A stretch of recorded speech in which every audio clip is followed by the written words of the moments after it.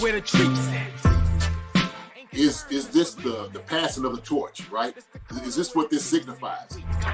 It comes down to that front office and what they feel is most important. The champ is here. We've touched down from a higher plane. Why you landed here? We always look forward to that week because it was always intense. You know that we ain't coming back. We got to. The man, the myth, the legend, Dante Hall. My favorite player growing up was Dante Hall. I love you guys in the show, but Dante was my guy. Get to dashing because you done on the warfare. Chief Concerns is presented by BetOnline and Olipop. Marcus Dash here from Chief Concerns, and ladies and gentlemen, it is that time of the year. It's football season, and you know what that means? It means it's time to get in on BetOnline. BetOnline is the world's most trusted betting platform and your number one source for everything football. BetOnline has every stat, every matchup, and even live odds and spreads to bet on during the games. Think you know your stuff? Get in on our $200,000 mega contest and pick 5 games against the spread every week for your chance at weekly prizes and a share of $200,000. When the game's over, head on over to our online casino and get in on a game of blackjack or poker or unwind with one of our 150 slot games. Head to the website today and get in on the action. Bet online, the game starts here. Come on, baby, go, go, go, go, go, go, yes! That's a first down, it's a first down, it's a first down.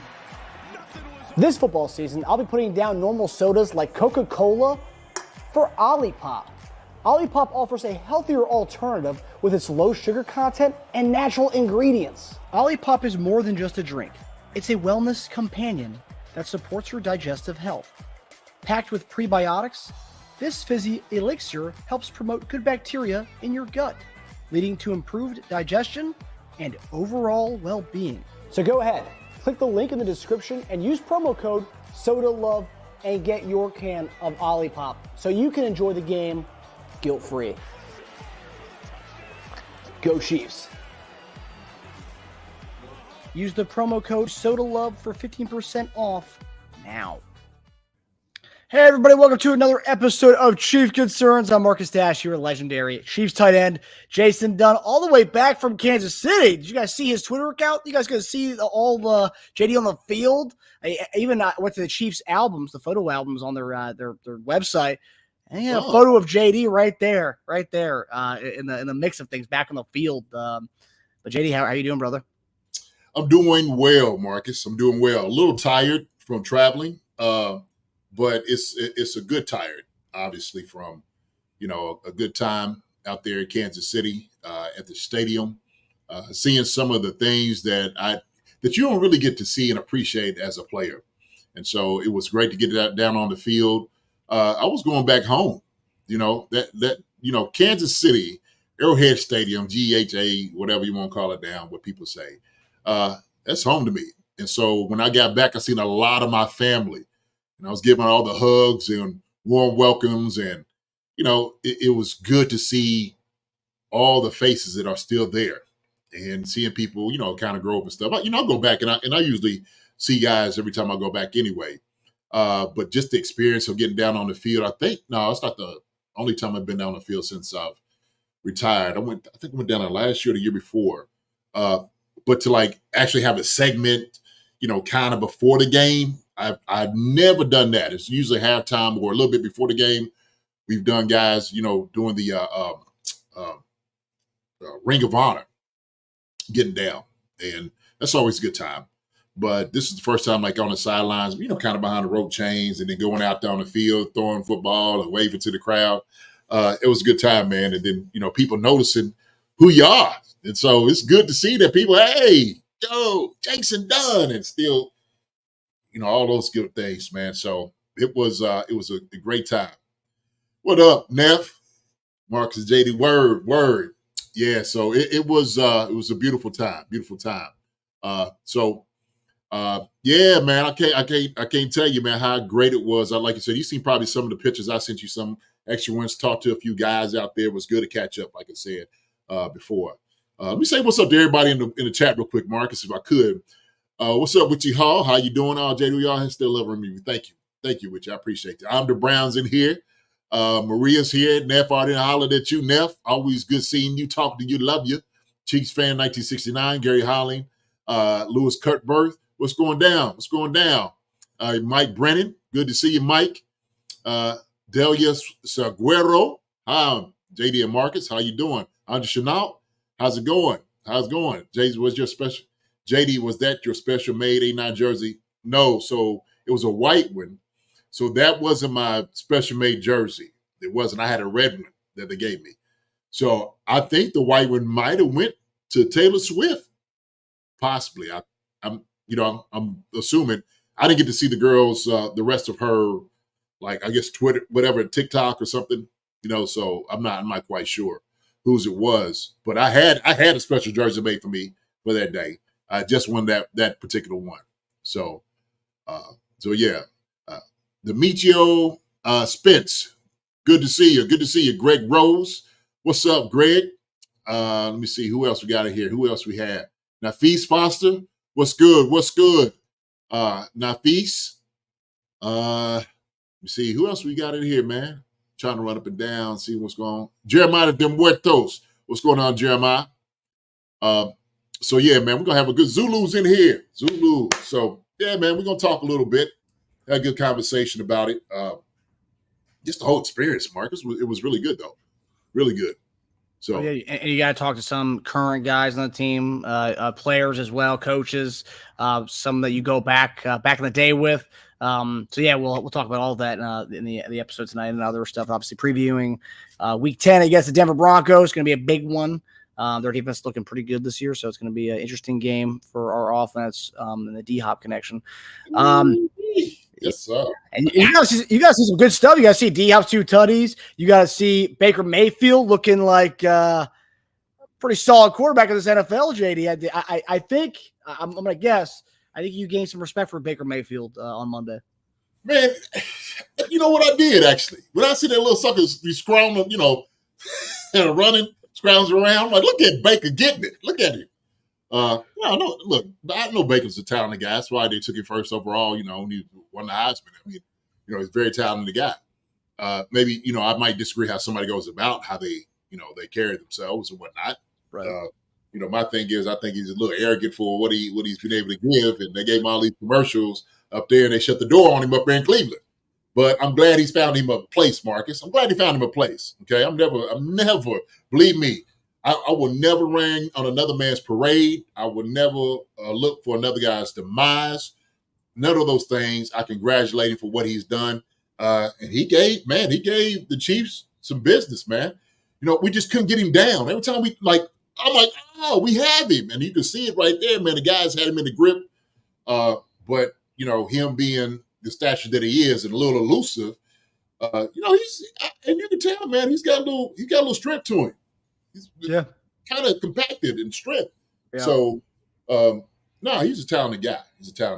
So yeah, I told Tasia after that, obviously after we won the game, where I was happy that we won, but I told Tasia afterwards, I was like, I'm glad JD got to see Baker's his drive with no time left in the game to come back and to tie the game up. You were there front row and center to see Baker do that. Before we get into everything, do you think they should have gone for 2? No. Oh. No. Interesting. You know what? You worked so hard, and look, it's really to the coach's discretion. Right. The thing is, if you look at, I watched the show, when you or Tage were talking about it, and the defense played really well down there in the red zone. It's very compacted, so it's not like an easy, go for 2. It's just not. And so I guess they had to look at, how they were doing throughout the game. Like, how close have we been? And they weren't really that good, down there close to the red zone within the 5 on in. So we played pretty solid at that moment. I think it's what they was like, now let's go ahead and tie it up, go for the coin flip. And if our defense holds up, let them hold up or kick a field goal. Or hopefully they get the ball. Then you go down and you score, right? Because you got a little bit of momentum because you went down, you scored already at the end of the game. I think that's what you're thinking. And so you rather have it in your hands, maybe give defense a chance to make a stop. That way, offense and defense both is involved. You see what I'm saying? in the whole situation as opposed to saying, we're going to go ahead and go for 2, and they screw it up. Now you're looking at Baker Mayfield, and you got him at the back of the plane because his sucker didn't score for you, and tell Baker he don't get no chips. He don't get no drinks or nothing, okay? Thanks for nothing, Baker. So I didn't want that conversation happening. Baker's expression when they did the coin toss and he guessed tails and it would end up being heads. His head when he does that, like after knowing that he's not going to get the ball, I thought that was hilarious. Just like, because usually you don't see people kind of make expressions like that, but as soon as it was like, oh, heads and pats like this, and he just goes. It's like he knew he wasn't getting that. He wasn't going to touch the ball. It's always hard, man. When you're home and they, you get the ball, that's what you want. You're like, yeah, that's exactly what we want. And so knowing is how talented, Buckner is anyway, kicking the field goal, they knew that they'll probably still get a score. And so, when you start seeing what D-Hop did, and Travis, and those guys, if I'm Baker, I was ready too. Should have been. So I wouldn't have went for 2. I would have played it out like they did. Yeah. You got your money's worth of that game, JD. You had a good solid game, and you had free football too. Going to overtime. Yeah, no, it was good. It was good, man. He was up there. Yeah, and I know everybody's. For me, I guess that I played because I see everybody out here like, they give me heart attacks, and I always got to be at the last minute and all those different things. And I'm like really hyper focused, right? Like I'm looking to see strategically what you run. So I don't really get like too overhyped about like, oh my gosh, or do worry like, no. Been in too many of those situations, Marcus. Too many of them. Yeah, you got your coach's brain, coaches and player brain during that. You're looking at schematics where everyone else like, oh man, what's going to happen here? Absolutely, schematics, scenarios. That's how you got to play it. That's how you got to play it. To think about it. What's up, Kevin Morris? How you doing, my brother? Good to see you. Gary Holland. Gary's already here. Yeah, good to see you, Gary. I think it was in here. I think we already said that. Somebody was talking about Wendy said baby oil. Hunter Brown said baby oil rain means hard to tackle. So I don't know if he used baby oil or not out there. But he probably didn't use baby oil. You know why? Because to get him on them fingers. Oh yeah. Done. You don't want that. And what guys do, they wipe their uniforms all the time. You're like, oh shoot, now I got to wipe it off. Yeah, so you don't want to do baby oil. No. Kevin Morris wants to know: did you catch a ball from Pat? I did not. So I was. So the whole segment of the first catch or first pass is I actually went down there for a great cause for Darwin. I forgot Darwin's last name. I'll bring it up here. But he's from the Chickapow tribe in Oklahoma, and his wife was Shawnee. And so that was for the Native American, obviously, the month of heritage, which was a wonderful thing to seeing all of it out there. As it should, beating the drum and whatnot. Sometimes you hear people, they talk about cultural appropriation and all of that, but I think it's more of a respectful thing. And I think they kind of made it clear. And I think talking to those guys have done a good job of trying to have a conversation, because I think that's what you need to do. You need to have a conversation. So it's like, hey, this is okay. Like, we don't want to be, like you said, trying to culturally appropriate anybody. We want to be fair. And there were a lot of people that agree with it, and we and want to celebrate it, right? And respect it. That's the way it's supposed to be done. And so it's nothing but respect. It's not, something that is negative. I know some people like to bring it that way, but I from the feeling of talking to them, they didn't feel that way at all. So that's awesome. Good time.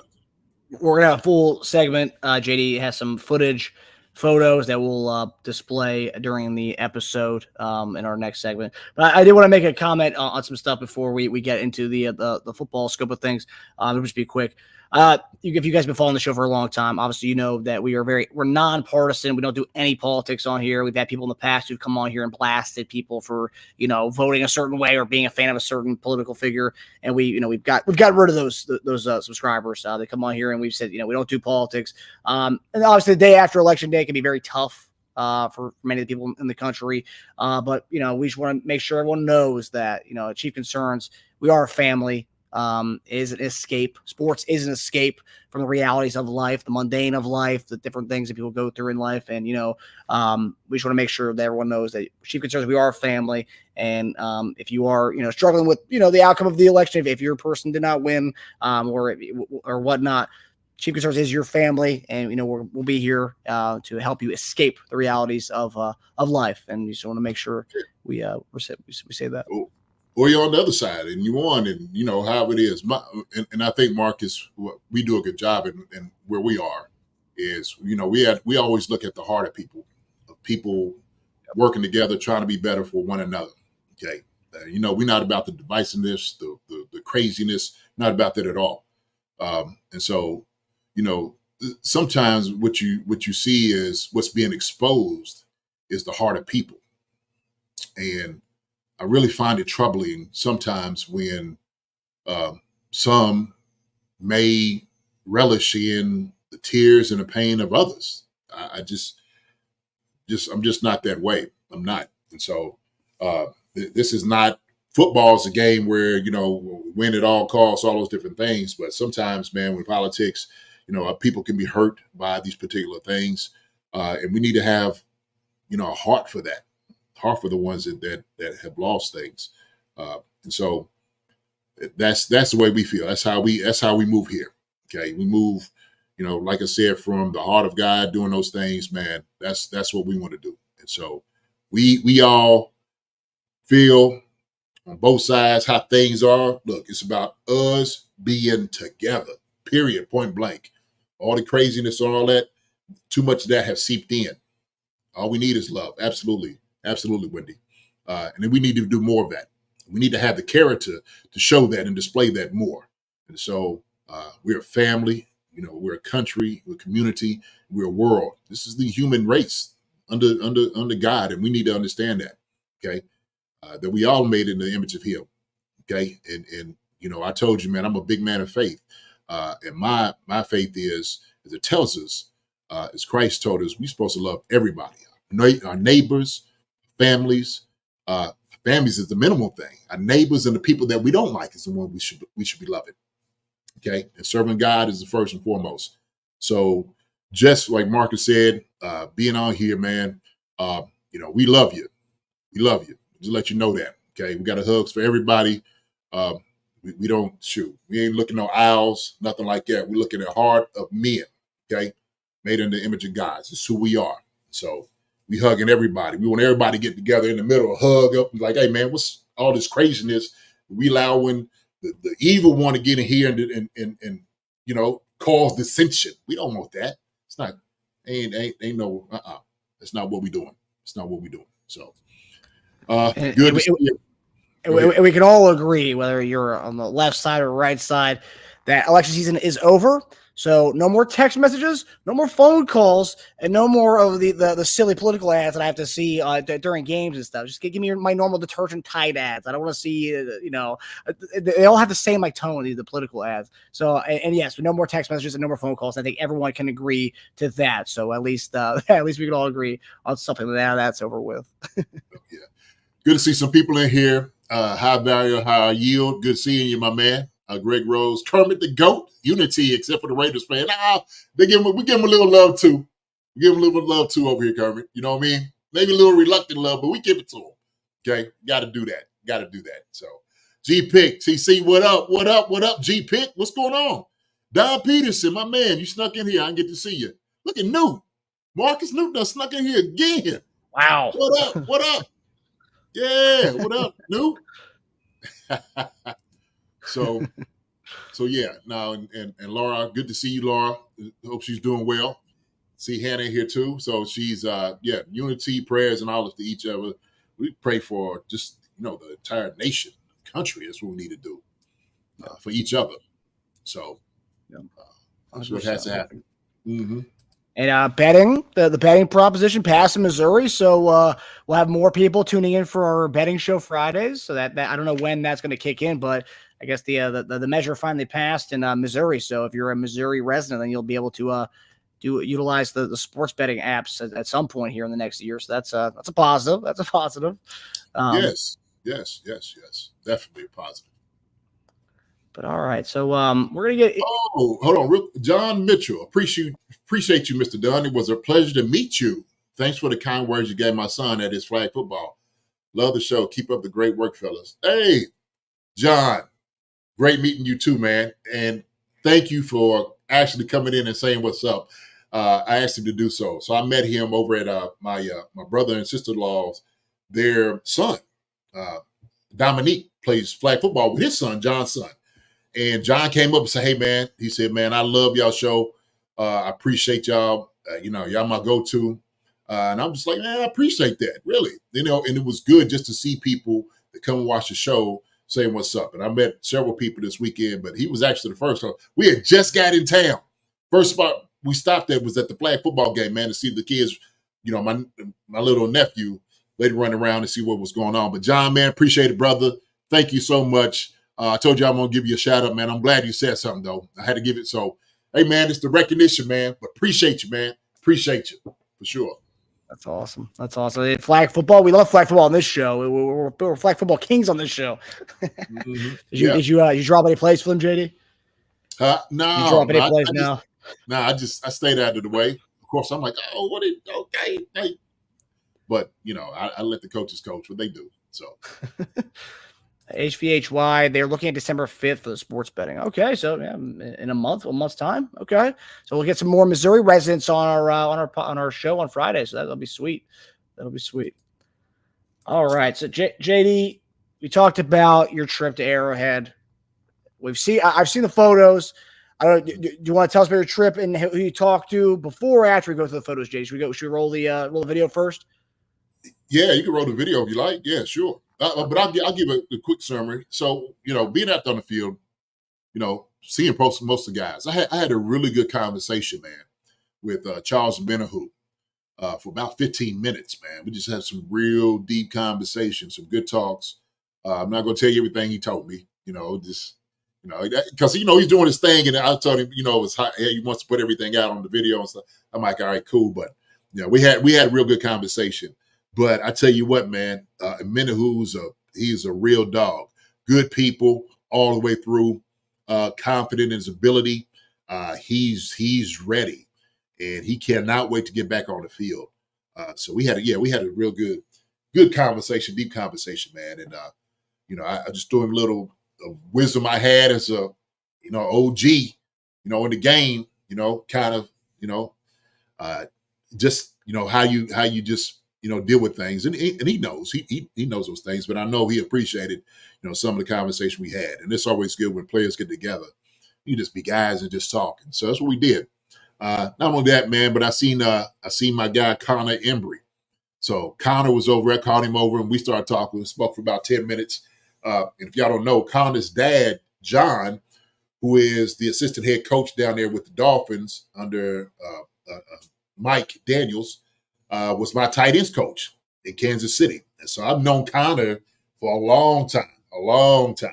And so, we had a good conversation. I was talking to him, and I know it's a little tight because I was telling him about the show, trying to get him on.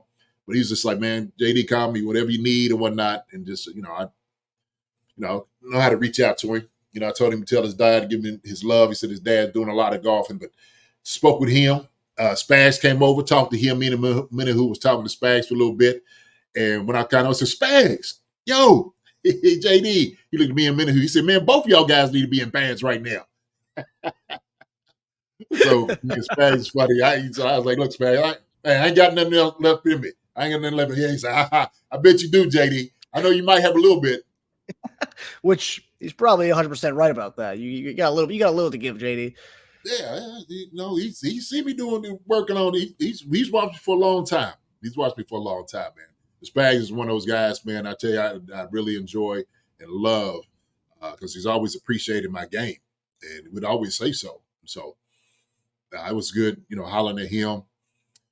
Man, see, Alan Wright, Bud Epps, Darren, Holly the Schrock, couldn't really see him. I'm trying to think who else. Player-wise, I was conversating with. Just kind of through, man, it was like everything was moving kind of fast. Hollered at Dave. told, but yo, he's like, I was like, yeah. So I wonder if he saw some of my video, like, hey, Dave, I need to see you a couple things. Hopefully, you've been hearing what we've been talking about on Chief Concerns. Like, JD, I'm getting it together. Okay. All right. Good. So it's looked better. It has looked better. So that's awesome. Like Brandon wants to know, did you meet any old teammates that you didn't think you would? Surprising was there, yeah. So I got up there, was sitting, man. I ran it. Debo was up there. Dwayne Bowe. And so, Bowe, that's my brother right there, man. Kind of brought him in. He was young pup when he came in and whatnot. So kind of helped him into the league, introducing it to him. But I already knew he was going to be a star. But good, Bowe's good people. Always been good people. So it's always good seeing him, man, because when you see guys when they were younger, just had to grow and get into like the whole stardom of things. But he said he's doing good, making good music and stuff, man. I told him I'm going to holler at him, man. Hopefully get him on the show too. So it'd be good to get him out here. He said, man, JD, give me a shout. So we got to make this thing roll a little bit. Yeah, I believe I got his email when I messaged him, when we first started the show. I messaged him on Cameo. He gave me his email. He was supposed to come on one time. I was going to surprise you guys with him coming on. And the day he was supposed to come on, he emailed me saying he couldn't make it. And then he never responded back to our email. Well, I'll reach out to him. him. We get on the show, man. He'll love to do it. He said he would. So yeah, he'd be down to do it. Let me see. Gary Steele, Mark Collins. Oh man, who? Kevin. Who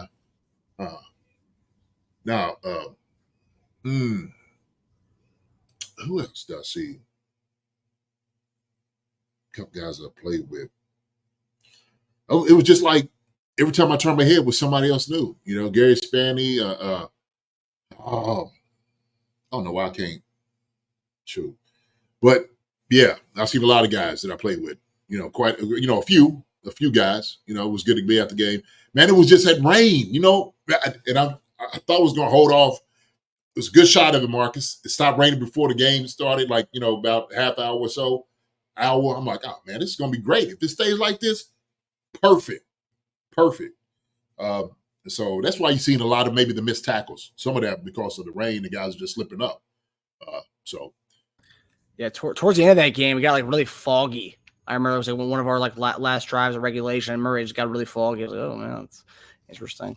But yeah, so let me let's play the video of what you of some of the people you saw and the photos and videos you got. There's Charles Omenihu and Coach Embry there. Yeah. So who's in this photo, JD?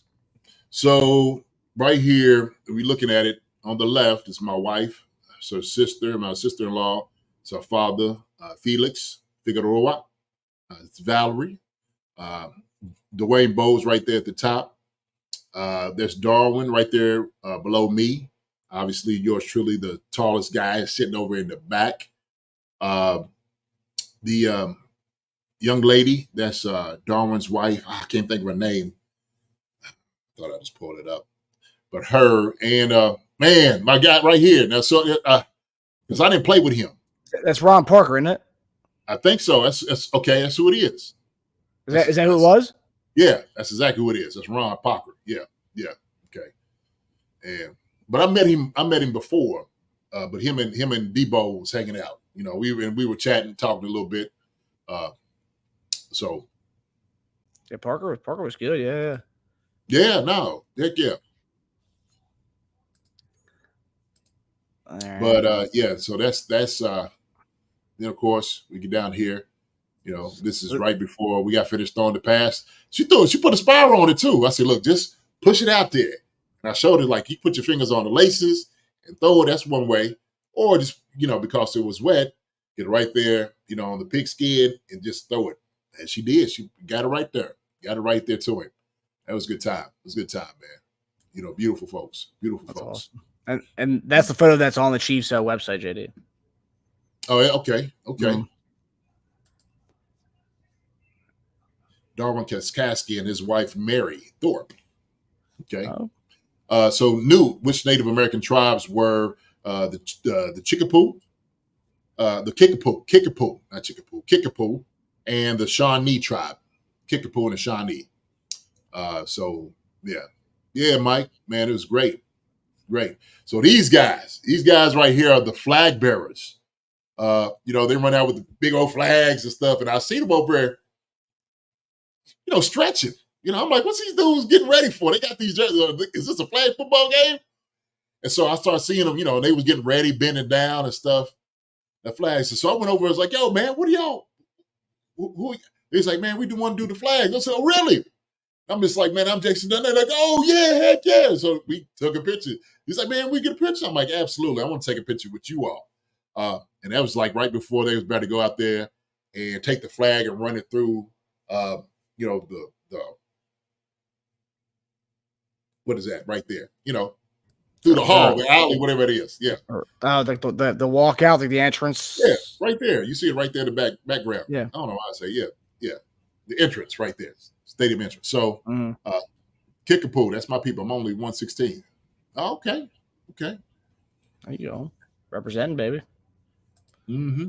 On the Brown, those flags are no joke. Man, I'm the Brown. You ain't kidding. Hey, look, I got full respect to them jokers. I'm just sitting there like, and it was raining too. The field was a little wet. I'm like, if they slip, it is over. Because you can just imagine the type of pressure and what you're getting in those flags to dragging it. That's why they were stretching, man. And you could tell their legs was, they lift a lot. But yeah, full respect for them jokers. Full respect for them, man. They do a great job. Heck yeah. So yeah. Good dudes. We talked about on the show. You don't want to hurt your hamstrings, so definitely stretch before doing an exercise like that. Hey, they had it down pat, man. They were stretching. I seen them. I'm like, what are they? And that's what I was thinking, Marcus, because we were just talking about the hamstring being pulled and stuff. So yeah. So yeah. So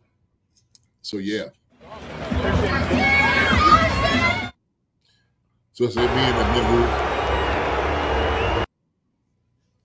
Oh shoot. I don't know what just happened. Yeah. This was the one where I was, me and the man who right here just having our conversation. They went ahead, we were just talking. This way we was, really getting into it, talking some really good stuff right here. Yeah. Now, did he know who you were, or he was walking over like do something and then like you start talking to him? Yeah, I just start talking to him. I'm like, a minute who? So I told him he came on over. I was like, what's up, man? Jason Dunn, tight end, Kansas City Chiefs. Played with the Philly, just okay, yeah.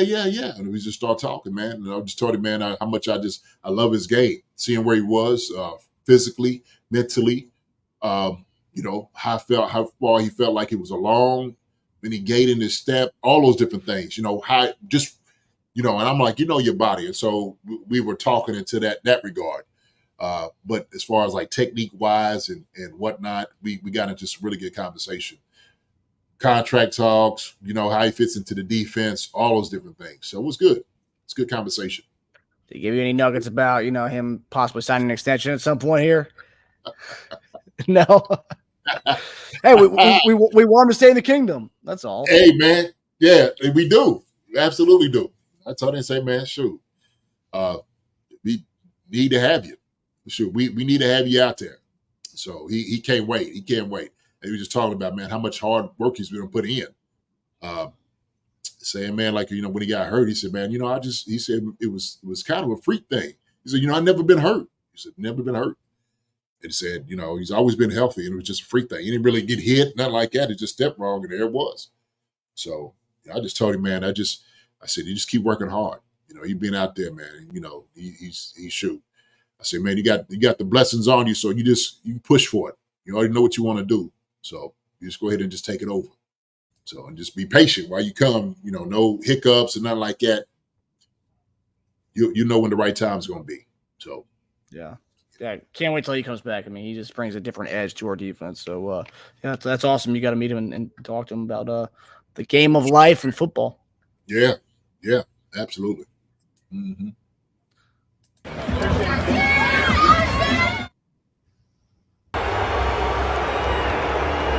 Take a picture of this over here. Oh yeah.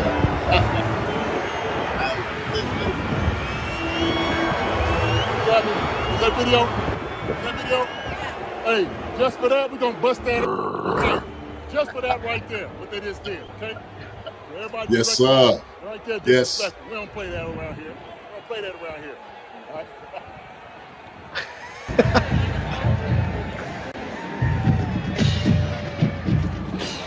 JC Book, my guy. He's been doing it forever. It was built right here, right back on the field. We're gonna get something together. Hey, look, you need to go ahead and put a suit on me. I'm ready. Throw me in, coach. Yes, sir.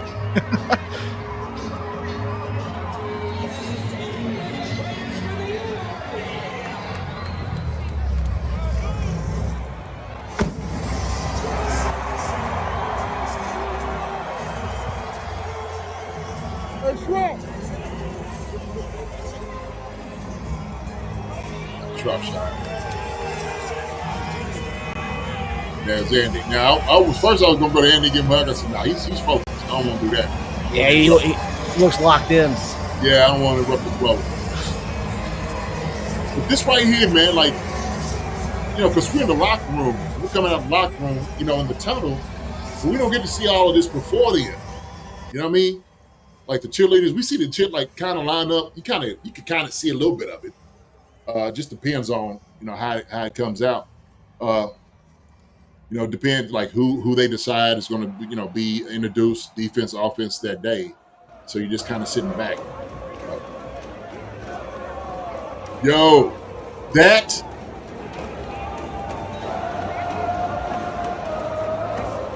Man. Dude.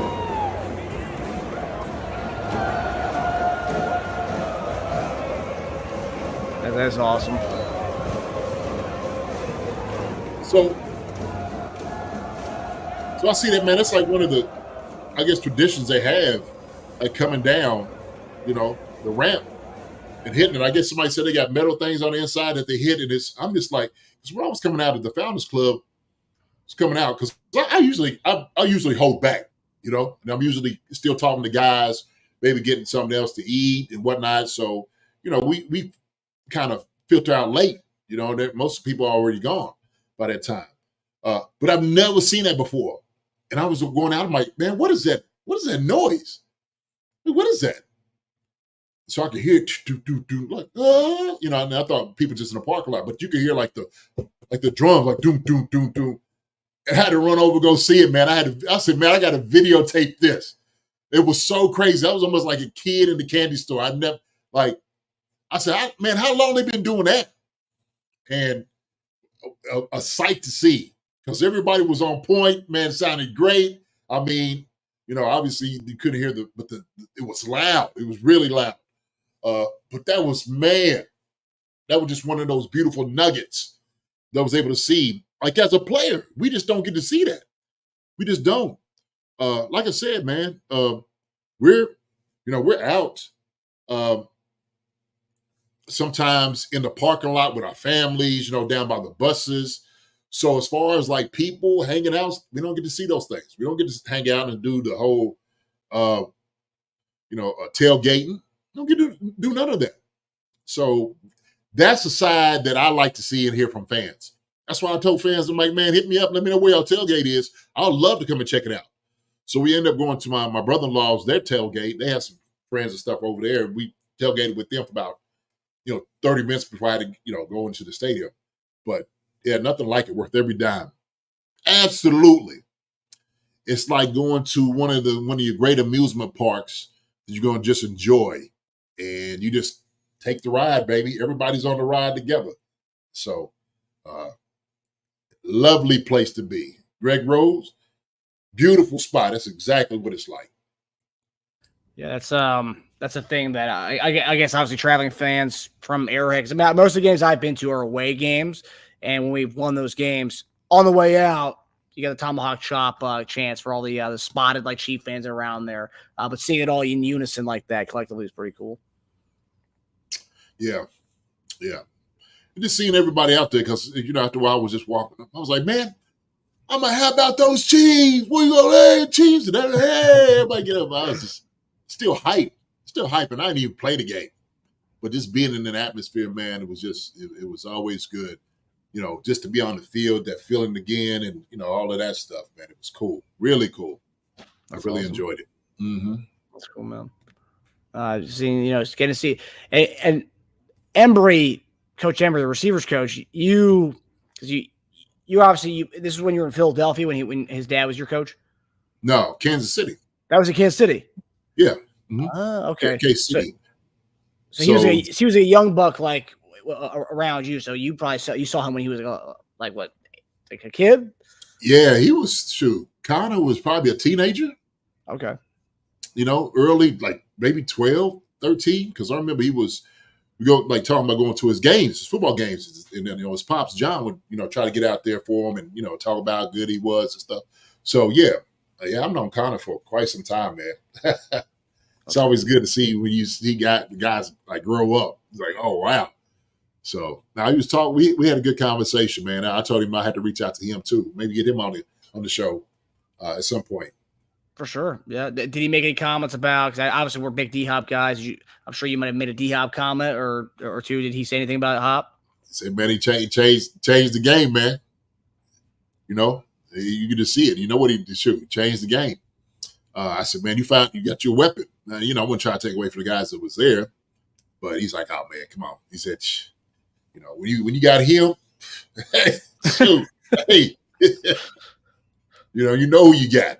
You know who you got. So that's hilarious. Well, especially because he's a young guy. I'm not taking anything away from him. His dad was a coach, but like to have a guy like that come into your room as like a young guy, because like Hopkins could easily be the receivers coach. I mean, he knows he's forgotten more football about being a receiver than most guys in that room and the Chiefs wide receiver room. So for a coach, that's got to be something too, because he's a young guy. So I have to imagine he's probably right around the same age as Hopkins, maybe a little younger. I mean, right? That's a good question. I'd say they're about the same age. Okay, so he grew up watching him, or right around the same time watching him, at Clemson and when he was at his early days in Houston and stuff. So I mean, for a guy like that, that's gotta be kind of a surreal thing to be able to coach a player that you obviously probably watched. I mean, because Embry was a running back or receiver when he was at Kansas. Receiver. Okay, so yeah, he definitely watched a lot of D-Hop. Oh yeah, for sure. Sure. That's cool. Yeah. So definitely seen him in college. So I would say, they're about the same age. Connor might be a little bit older, maybe about a year or two, possibly. Okay. So that's cool. So G picks that Hopkins is a seasoned vet. He will improve everybody on his team. No question about it. I think for me, that's what I was looking for. Not just the impact that he makes on the field with his talent, but what he's able to give back to the room and to the young guys to get them to step their game up. G-Pick, that's what I was looking for. That's why we've been asking for this guy for the past couple of years. And then, right, Marcus? That's all we've been talking about. D-Hop. Now the man is finally here, and you see what we were talking about. You see what we was trying to do while we was trying to get it. And guess what?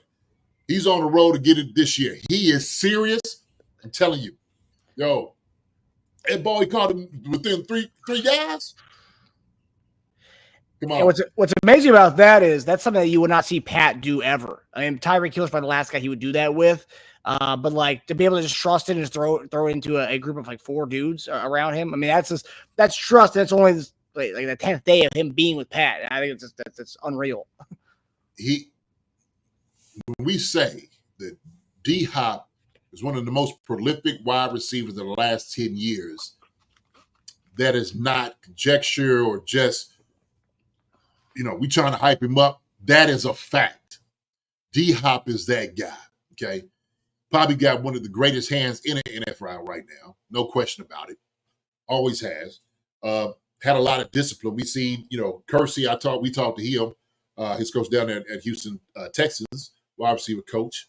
Who's a friend of the show. He's going to come back on this. I'll talk to him too. But just talks about his character and who he is, what he represents, man. It's perfect fit. Is an absolute perfect fit. Match made in heaven. That's right, Neff. I mean, shoot. We wanted to pluck one of them little young boys from up there in Green Bay, man, but y'all was stingy with them. You wouldn't let us have them. That's okay. We got what we wanted. Yeah. Yeah, I mean, and I'll say, I'm not to pat ourselves in the back too hard here, but over the last few years, we wanted Kareem Hunt back a couple years ago.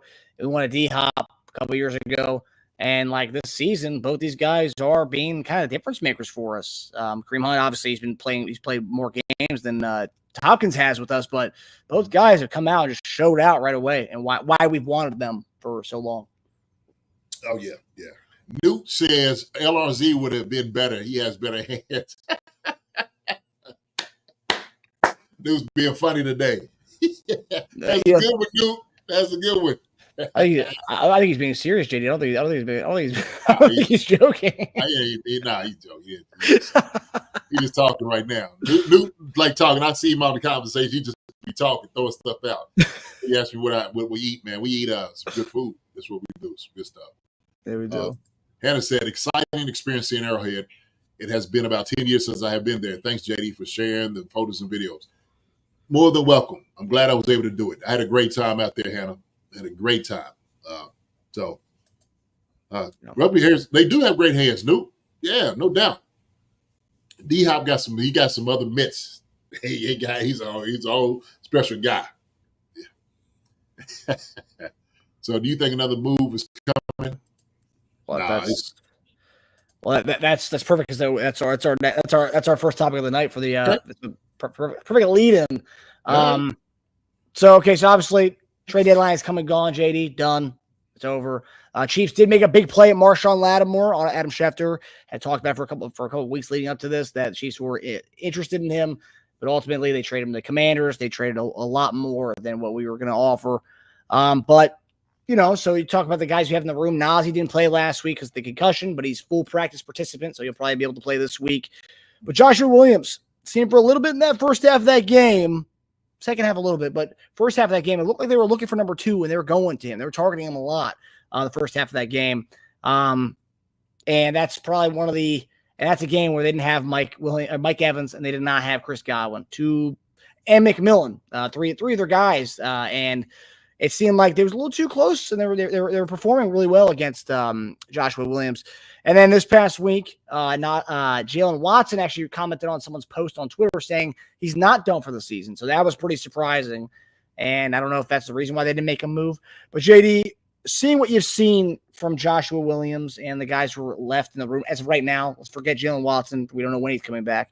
But Nazi, Joshua Williams. What are you kind of making of the DB room? Is it worth it in your mind to go pick up a veteran, a guy, not trade, because obviously we can't trade anymore, but to go pick up a guy? I know I always say Xavier Howard, but a guy like Xavier Howard who's a free agent right now. Because I think Xavier Howard, J.C. Jackson, I believe, is a free agent as well. So there's some guys out there, but what do you make of the DB room as it stands right now? And Rob Miller's question, do you think another move is coming? Well, Rob, man, first off, appreciate your contribution, my brother. Appreciate it so much. I'll tell you what. We knew we tried to go for a lot more. We knew that. Try to throw something out there, see if they bit. Like you said, we just didn't have enough to give up for what we wanted to give up for him. And I understood it. From what I've seen out in the game, and this was me. The reason Baker and those guys were very successful against our secondary and our corners on him too was more so, I think, because the field was a little wet. And so trying to change the direction when you know where you're going, it's easier. You can put your foot in the ground and get out of the break. Well, guys are backing up and you got to run backwards and then plant and then come out of the break.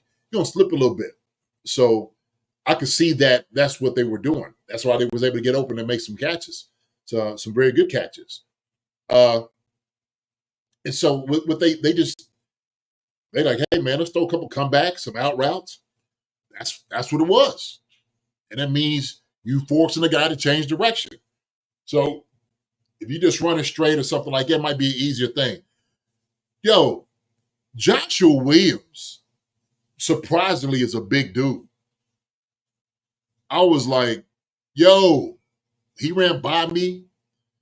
And I'm like, look at this joker right here. That sucker, man, he's big, long. Look, he got all the ability. He's athletic. You can tell that sucker is built. He's got all the physical tools he needs to be successful.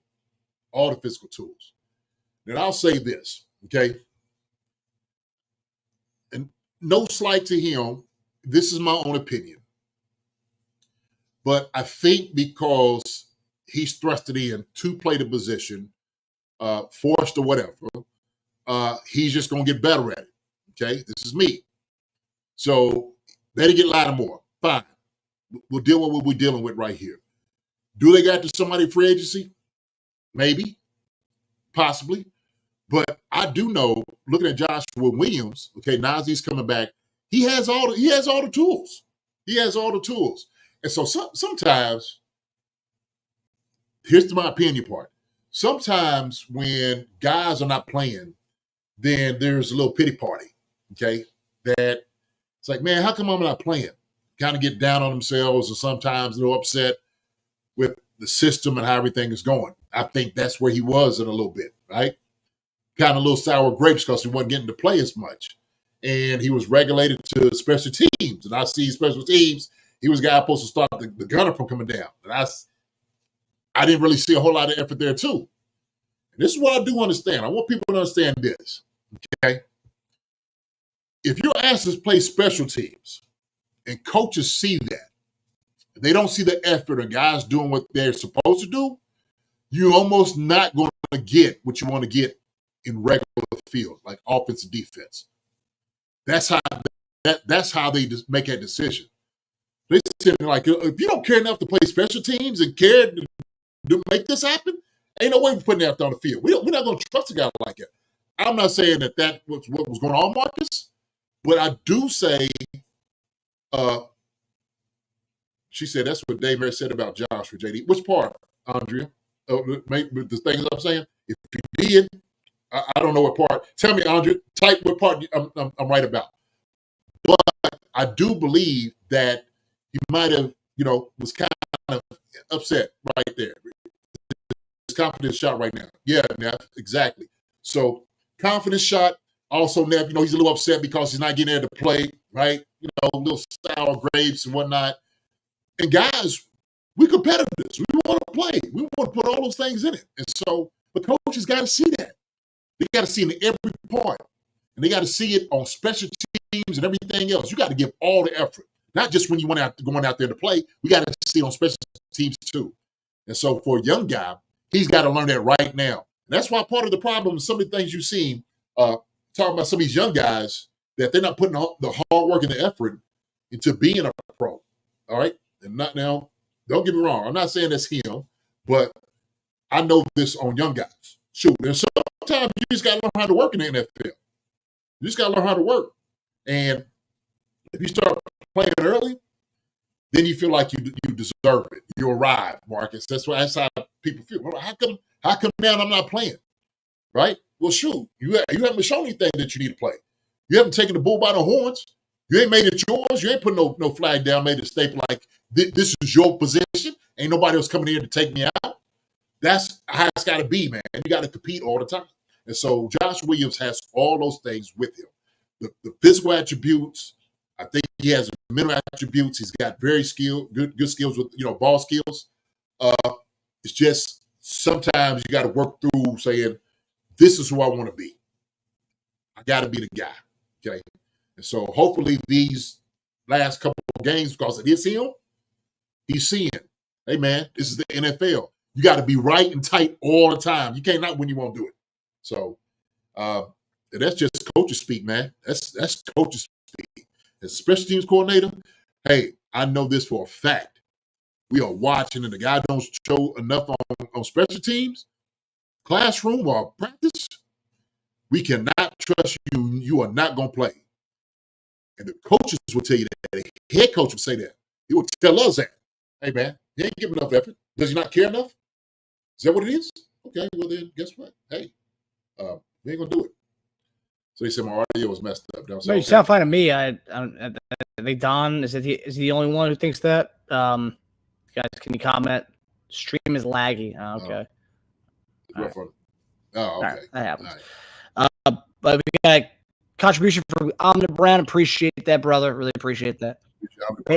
Appreciate Baker it, got brother. rid of the ball quickly. Hard to sack or cover someone if the ball comes down 2 to 3 seconds, especially it's so hard to cover tight ends. Yeah, JD, that was kind of what I wanted to ask you. Obviously, Justin Reed had a pretty rough game on Monday, and we saw Jaden Hicks get in and get some burn, laid the wood. So love seeing the young guy come and fly around. But is any of this, I know sometimes people will blame a cornerback for coverages, zones, different things that will happen. People will blame a cornerback for certain things or blame a safety for certain stuff going on. Yeah. I mean, what did you see? What did you see from the safeties? I mean, are they giving our cornerbacks much help out there? I mean, there were some blown coverages on Monday. Yeah. I think part of it's communication. And I do believe it's technique. And you gotta know. Look, Justin Reed, they've been going after Justin Reed all year. That's what they're going to start doing. That's what teams are going to do. They see that his strength may not be in covering tight ends or wide receivers, right? Like they put him against what's the name of it in the slot against the Raiders, and he got beat. So that's how they feel. We're going to attack. We're going to do the pass. We're going to attack Justin Reed on this. And I think Justin sometimes just his feet get caught in the mud, if you will. And so once you stand still, that's it. You beat. You got to keep your feet moving, the hips and all that open, man. And you got have quiet feet on your toes. You got to break and make sure that you be on a guy's hip, be in his pocket, hold on to him, whatever you need to do, man. But shoot, if you get your feet stuck in the mud and then try to come out of it, guy going full speed, ain't gonna work out well for you. I don't care who it is. So, that's going to be the theme that teams are going to try to exploit that. Okay, and so pressure, a minute who knows guys coming back, it's going to be able to help that out.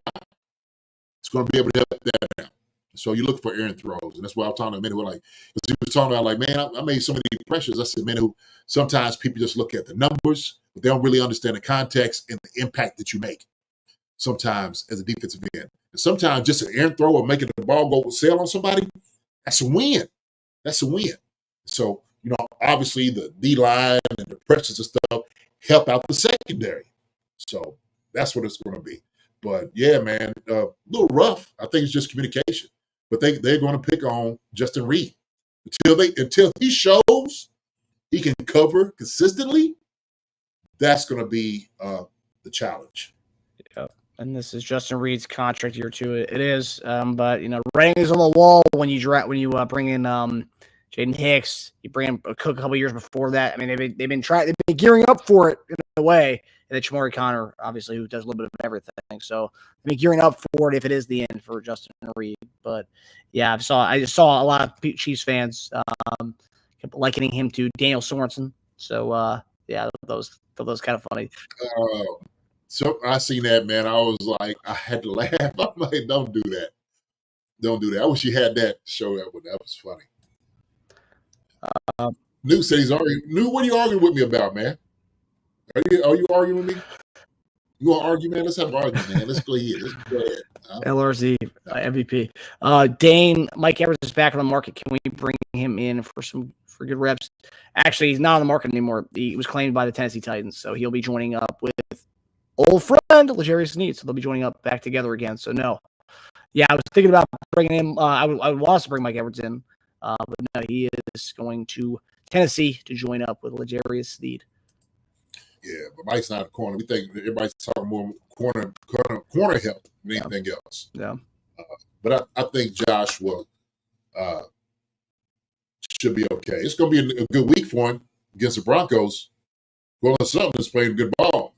Bo Nix he's throwing that thing all around, everywhere. So they're looking a whole lot better than what they did. Dirty Dan. Captain Wilson love Dirty Dan. Man, I like Dirty Dan, man. That joker, played some ball. I think everybody gave him a hard time. Dirty Dan made some good plays for us, man. He had some time. He had some timely plays. Absolutely. And that's all you ask for. So I'm a dead Wilson fan. Okay. Yeah. All right. So next topic here.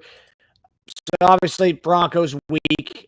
Maybe not as big of a deal as Raiders week, but nonetheless, pretty good rivalry. Well, I mean, definitely top NFL rivalry. But yeah, a step below. I would say a notch below Raiders week, but a notch above Chargers week. I would say. You agree with that, JD? It goes Raiders week, Broncos week, then Chargers week. If you had ranked the rivalries. You said Raiders, Broncos, then Chargers? Yeah. Yeah, that sounds about right. I agree with you. Proximity, because Denver's just right there. True. Yeah. Never liked those guys. I don't know why. I always hate playing in the stadium, obviously because of the altitude and whatnot. But yeah, there's certain players that I grew up. It was when you played that I always remember. I think the Broncos. I think it was Al Wilson, the linebacker. Al Wilson was a hammerhead. He was. Yo, he laid the wood. Oh my goodness. Yo, I hit Al one time. And we both like, bam, just hit each other. We both looked. He's like, yeah. I'm like, yeah. I'm like, God, no, it sucked. And then, of course, after the game, we always came, they gave love to one another. Man, good hit. He's like, man, I hit you, man. I seen you today. He said, Dunn, I seen you coming. You just want to try to blind something. I said, yeah, I almost got you. Almost got you slipping. What's his name, too, man? I couldn't stand, I like him. What's his name? I can't think of it. Outside linebacker. Romanowski. Oh yeah, Romanowski. Yeah. 30 sucker. Yeah. Him and TG used to go there all the time. I was like, I used to give that joke in the business too. Like, hey, don't try that. And sometimes when you see guys doing, my babysitter, my microphone's going out. Yeah. What about now? Yeah, we're getting a lot of comments about the audio issue. I think it's a lagging effect on YouTube right now. I hear you fine. Okay. They okay? Yeah. So the thing is, it's always challenging those guys. Romanowski was something, when you see him do something nasty, that's always, they said it's bad. Hold on. Let me see if I can. Marcus. Let me switch this thing. Which he says it's YouTube. Everyone's saying it's YouTube. It's not a you thing, JD. Okay. Can you hear me now? Can you hear me? All right. So I just took this. That's a nasty, dirty dude, man. Romanowski was a nasty dude. He sure was. And he wore that with pride, being a nasty guy. Remember when he sat there and spit in J.J. Stokes' face? Yeah. Oh! I'd try to fight that sucker every single play, every single game, maybe at the locker room. Ain't nobody spitting in my face. You getting away with it. I best believe it is going to be a fight on sight. It's going to be on sight. Every time when you see somebody, it had to be on sight, Marcus. I'm telling you. Ain't no way. Like spit in your face? Over. What do you do if somebody spit in your face, Marcus? What are you going to do with that? Ooh, man. Someone spits in your... You got enough to hold yourself back from that, or you going... Well, if during a game, if a referee sees it, I'm not going to do anything about that. I want to be the beneficiary of that. But no one sees that, then, what am I going to do? I mean, hit a guy in the face, man, especially a big linebacker like that. I mean, I did get into scuffles, JD. I did get into scuffles, but myself, a slot receiver with a high school middle linebacker versus a Bill Romanowski, I don't know about that. I know he's a crazy psychopath, so I don't know if I'm doing anything about that. Hey, listen, okay? I'm gonna tell you somebody out here. It's my nephew, okay? Talking to him, all right? My nephew's probably 5'10", standing on a phone book, okay? Scrappy's been a fighter his whole life. And I would watch him take big dudes to task all the time. And he didn't care how big a dude was, didn't matter how mean a guy was. My nephew wasn't taking nothing. It was going to happen. If somebody spit on you, you know, the old saying goes, when somebody spits on you, they saying you don't even deserve to live. That's like the biggest disrespect somebody could ever do. So I'm telling you right now, somebody will spit on you, Marcus, in the game, I don't care what it is. You better immediately take that sucker's neck off, all right? Okay? If you ain't never heard anything else from JD, I want you to go absolute carte blanche, crazy attitude. I can see the craziness in you, Marcus. I know you got like that. You talk about the bacon in you. I know you got that in you. I know you'll rip a throat out. I know you can. Somebody ever do that? And then,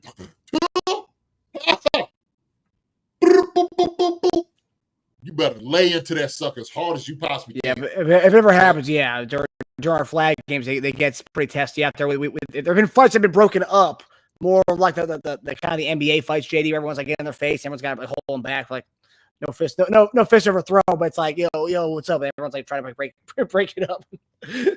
I hear you. Look, you know I'm a man of peace. Okay, I am. I'm a man of peace. I always like doing that. But that sucker do that, man. You better throw dirt and everything in that sucker's face, rocks, sticks. I don't care what it is. You throw it at that sucker right in the throat. Don Peterson, right in the throat. Absolutely. 100%. Don feels me on that one. Gary Holland said that absolutely, JD. That's a fact. Don't let nobody spit on you. That's the highest disrespect. Yeah. It is. And people know it. When they spit on, they know it. That's how they like, you ain't, Well, I'll say this, yeah, I'm lucky I have not been, no one, they higher of me than to give me a loogie, so that's good. No loogies to the face, that's good. Yeah. I'll be shocked somebody spit on you, man, but you be some nasty folks. Yeah, no, for sure. Chad, they better bring out the cuffs for me. Jay is the only one to calm me down. That's a fact. That's right. That's death right there now. I tell you, hey, I don't have to worry. When I know something needs to be handled, Neff will handle it. He'll handle it before me.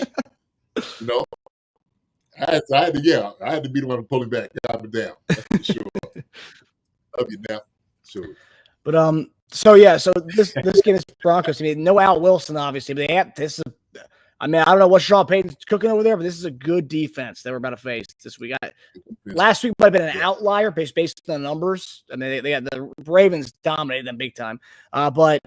So obviously we play Tampa Bay, one of the worst defenses in the league. Offense looks right. Pat throws for 3 touchdowns, first time in like a year doing so in a game, almost 300. Hunt, 100 yards. But Broncos, on the other hand, a little different than Tampa Bay's defense. So just looking at the numbers. So Broncos, okay, well, first off, last time we played the Broncos, they beat us 24-9. Mahomes had 2 picks in that game. So Vance Joseph, he's got some cooking, I think, against at least based on last year.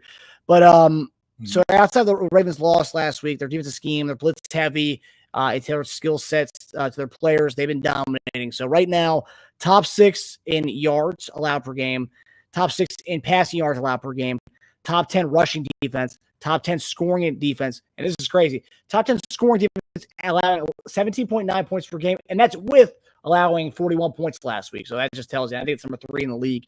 Number 2 in sacks with 35 and at 7 interceptions this year. JD, obviously, this is not Tampa Bay's defense, but what do you want to see from our offense to kind of replicate what you saw last week against a defense like this? Well, I think you had to do pretty much what the Ravens did. We run the football effectively, right? Play action, run on them, throw the ball, and we got, and you could exploit this defense. I think any defense has its weakness in it. We got to do a much better job up front. We didn't do a good job last week, man, in this game, the last 2 weeks, I would say. Getting some yards where we need it. We need a little bit more.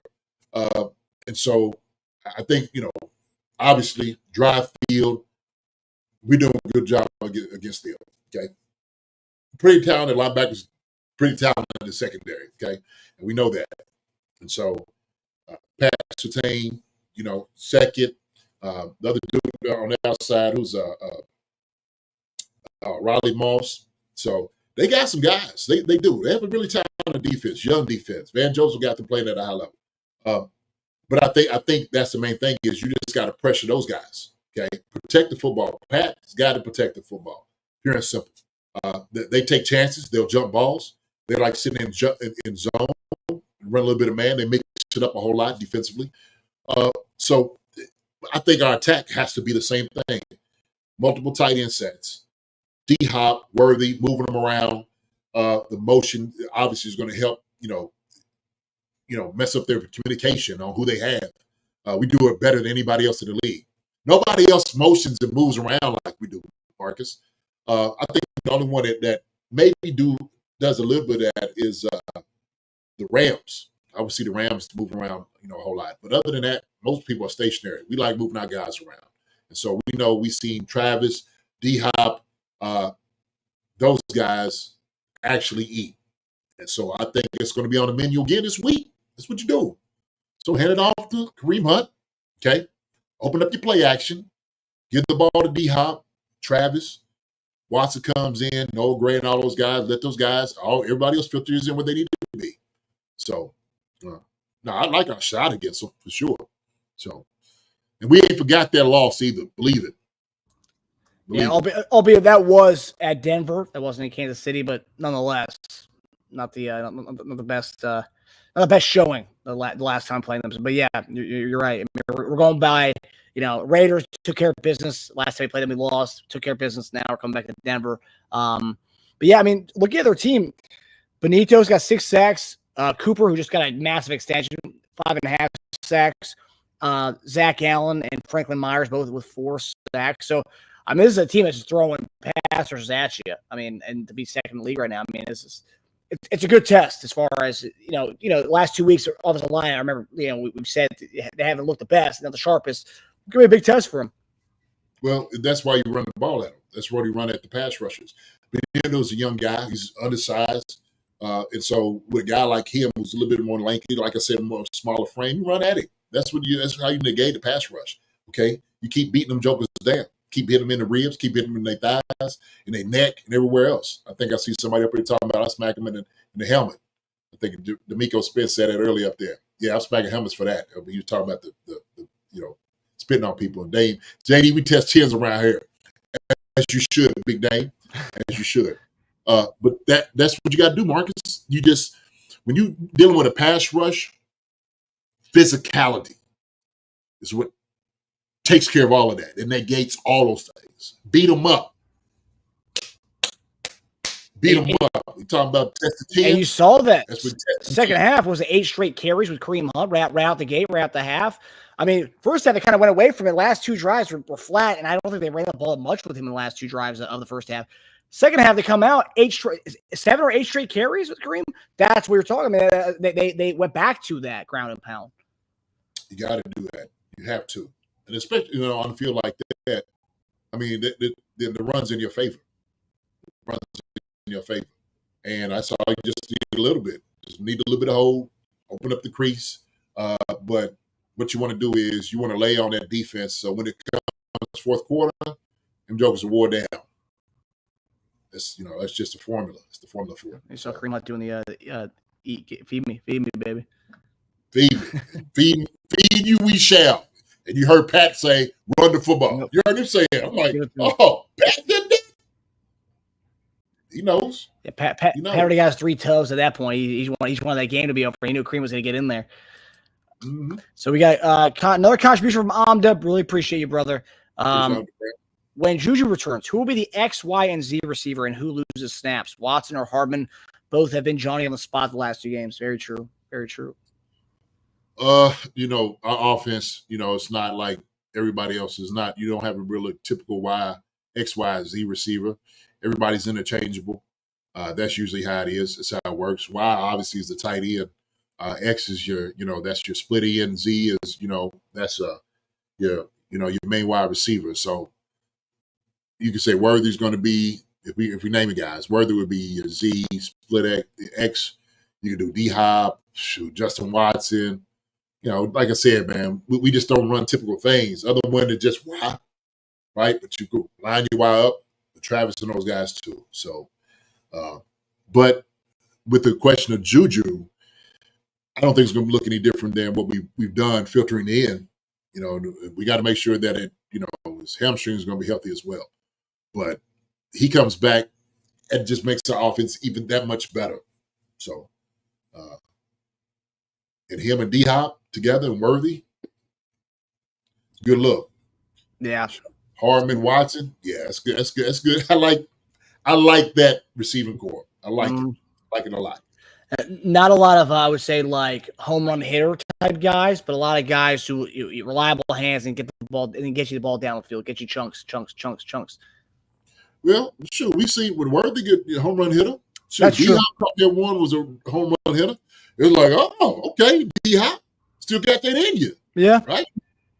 So we going to take shots. That's what I love, Marcus, because when you do have guys like that, it opens up for Pat saying, look, hey, you better not go to sleep. You bet not. You do, we're going to get behind you. We're going to hit you over the head. So that was a beautiful throw and catch. Beautiful throw and catch. It was. Yeah, man. Yeah. Todd Rouser, I hope I pronounced that properly, with the contribution. Really appreciate that, Todd. Really appreciate that, man. Appreciate you, Todd. Appreciate you, brother. Thank you so much, man. Chad, keep her on the ball just like last week. They eventually got tired, and that's when running started to pop. That's it. Big fellas get tired inside. You see them hands on the hip, man. Bring down and hard breathing, like, oh, yeah, there it is. There it is. And that overtime, because we ran the ball so much and so successfully, the play action, we don't usually see play action on our offense, but it was working to perfection. Oh, yeah. That's how it's supposed to work, Marcus. Yep. That's exactly how you draw it up. That's the effect of it, right? Because then all of a sudden you have to respect the run. You have to respect the run. And so it goes into being tired as well. Like, oh, here comes Kareem Hunt. Play action. Boop. Over the top. Okay, right behind him. It's hard because then you start having your druthers, you're having your pick. It's a long night. It's a long night. So yeah. Tom Pierce said we just went over that, brother, with the Browns question. We just went over that. It's good. Tough in this offense with the what position these guys we playing at.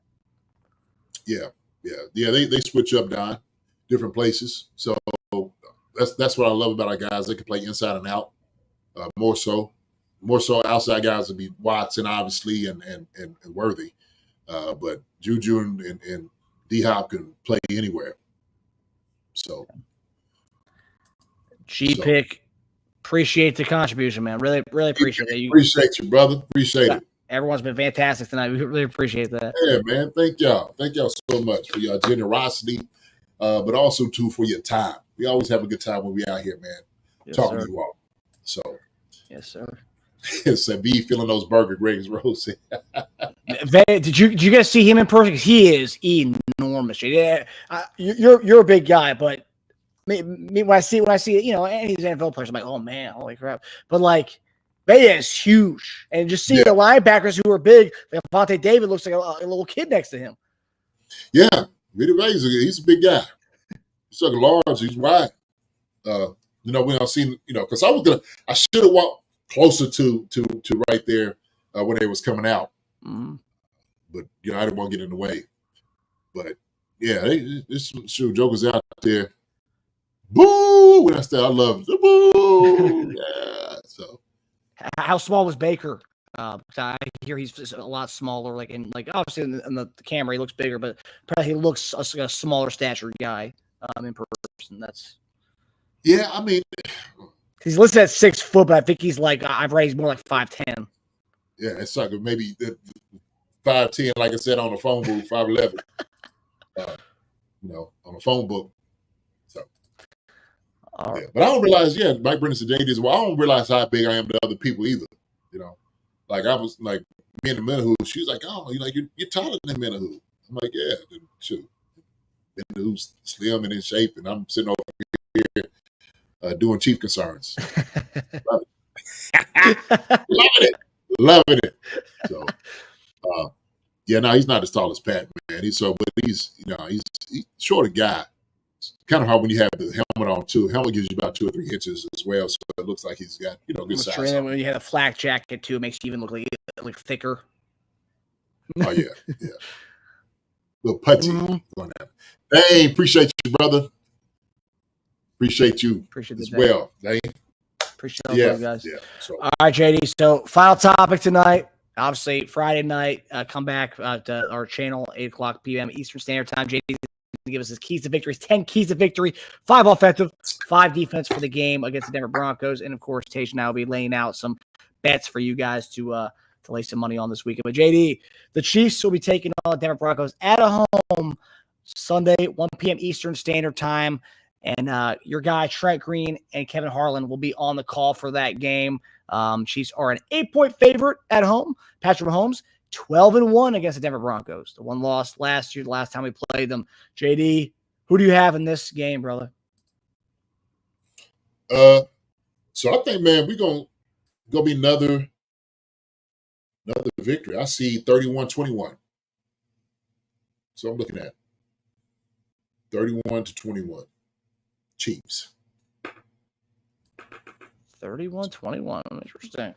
30-point game there? You think, I mean, when a team gets dominated like the way they got dominated last week, 41 points, I mean, they're going to come up for this game because it is the Chiefs AFC West rival game, but like when you get dominated like that, doesn't it kind of provoke a different kind of animal out of you during a week of practice and whatnot?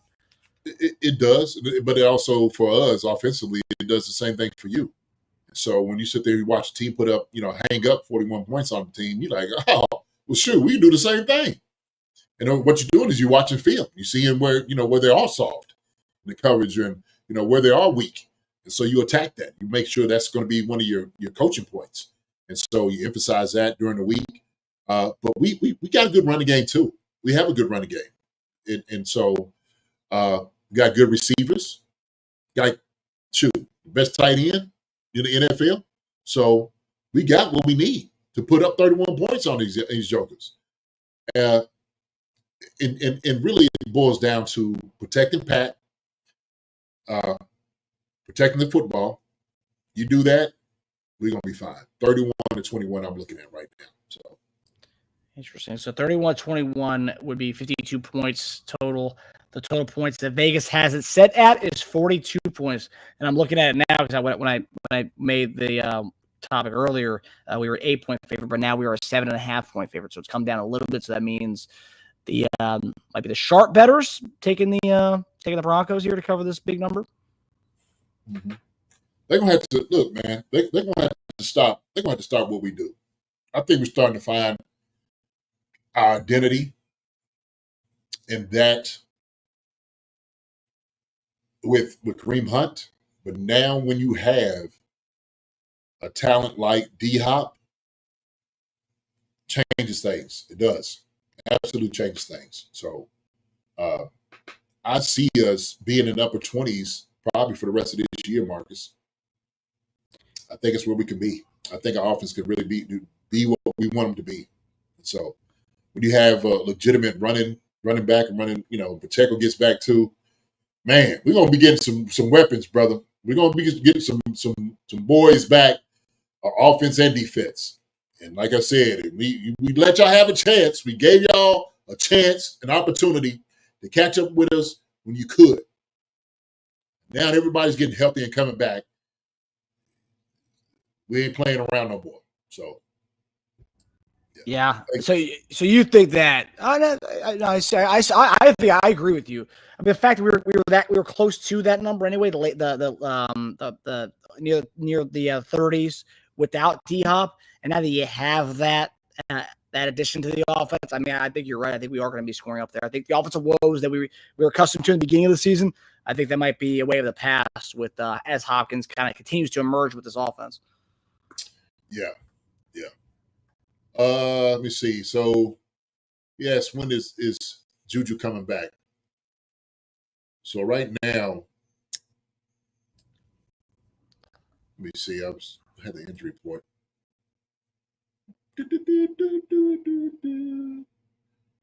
So unknown. They're not participating in practice.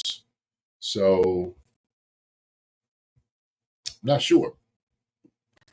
He's listed week to week, JD. When in your your expertise and your time in the NFL. When someone's week to week, what is that? Does that just give them the kind of a team kind of the wiggle room? If you are week to week, that could be 3 to 6 weeks. That could be anywhere in that. Yeah, it could be. I don't think 3 to 6. It's not going to be 6. He is with a hamstring. Could probably be more around 3.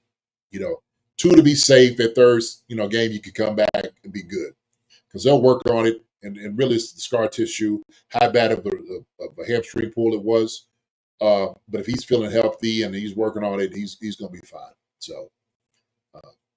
So Witchy House says, so JD, did Amenahu tell you when he's coming back? Wow. Yeah, break that news, baby.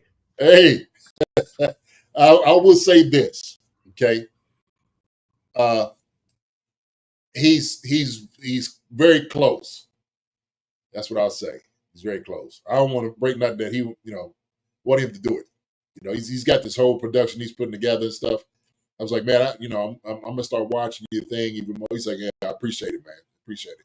So, I knew it was gonna be the question. I was like, hey, and I told him, I said, look, we can't let everybody know. He's like, nah, can't let everybody know. I said, I got you. Yeah, we don't get a competitive advantage to our opponents. Can't do that. Mm-hmm. Gamesmanship, baby. Gamesmanship. Yeah. But I'll just say this. I'll say you should be able to see him somewhere soon.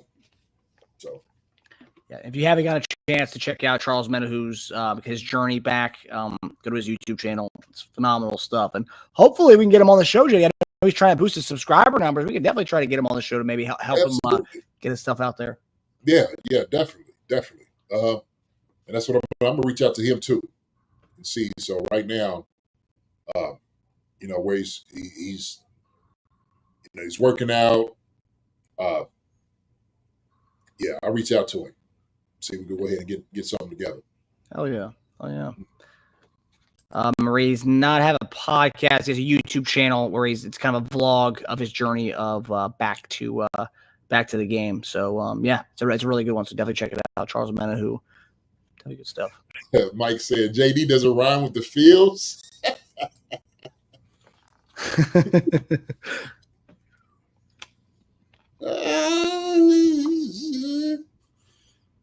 Oh no. Maybe that would be useful for him to come back to that game. All right, guys. Well, that does it for us, guys. We hope everybody enjoyed the episode. Previewing this game against the Denver Broncos. Again, I mentioned it last week. I think I got one person who's done it since our last episode of giving us a review on the Apple Podcast. So please, guys, it will definitely help us out. It'll get us out to more people to experience the Chief Concerns life with JD and myself. But yeah, go to Apple Podcast, give us a 5-star reviews. Tell us what you love about our show, what you don't like about our show? No, what you love about it. But definitely, and that'll get us out to more people for the audio perspective. And then maybe they can join in on the YouTube channel. So absolutely, man. We're here to get better. And we're doing all of this for you all because we enjoy doing it. But more importantly, we always say this, man. You all are family. We enjoy seeing you guys Monday, Wednesday, Friday. Anytime you give y'all time, our time, all of it's valuable. And so your time is valuable as ours. And we love you for it. Thank you for coming out, checking us out. I was running our mouth, seeing a little bit of this, but we appreciate you.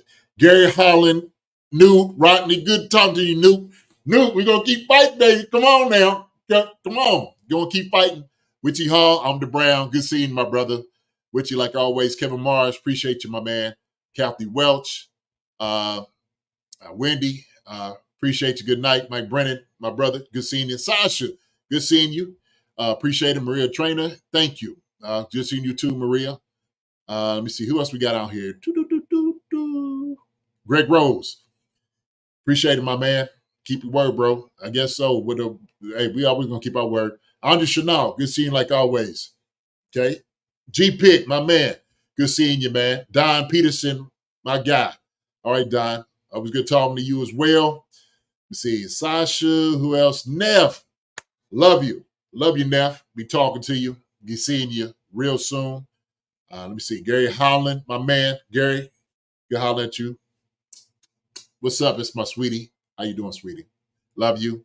We talk to you in a minute. Trey L, good seeing you, man. All right. They'll definitely be special once they get around. D'Amico Spence, good seeing. G Pick, I already said. New Rockney. Dane, appreciate the contribution, man. You said I'm the Brown. You know, Nani Sherry, good seeing you as well. I seen you snuck in. Todd Rusner, good talking to you as well. Benjamin Watchall, good talking to you too as well. I think it's about it. Hey, listen, if I get to say your name, thank you. We love you. We will see you on Friday. Come back. We're going to be in the dungeon, and I'm going to give you my keys to victory against these donkeys, okay? You know, when we get there on Friday, man, I'm turning it up. I'm in my coach mode. It is Coach Dunn giving it to you, okay? So I'm going to bring in the fire, bring the pain. Bringing the pain is what it's going to be. So good to see you all. Y'all take care. Big Dame, 2500. Good seeing you, my man. Sneaking in here, saying what's up. Delius Aguero, all right?